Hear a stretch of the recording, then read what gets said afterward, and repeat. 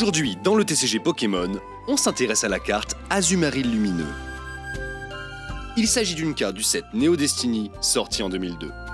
Bien avant Pokémon Colosseum et Pokémon Go, le TCG Pokémon introduit la notion de Pokémon obscurs et lumineux. C'est uniquement dans le set Neo Destiny que l'on peut trouver les lumineux, alors que les obscurs apparaissent dès le set Rocket et seront repris par la franchise par la suite.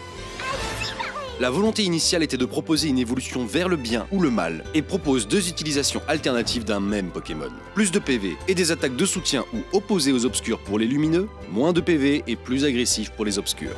Dans notre cas, le Marill de Neo Genesis peut évoluer en Azumarill normal du même set, ou en notre Azumarill lumineux. L'artwork présente Azumarill en plongée, à hauteur de vue humaine, s'avançant vers nous sur ce qui semble être des fourrés d'un bord de plage. Il nous salue ou nous accueille, et malgré son stade évolué, le Pokémon est mignon et bienfaisant. L'arrière-plan est en Hologalaxie, à noter que seuls 3 Pokémon lumineux possèdent un tel arrière-plan.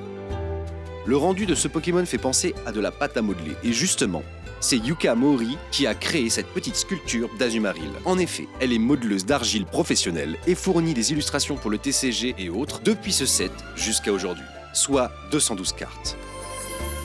Aucune réédition pour ce Pokémon lumineux, ni aucun autre d'ailleurs.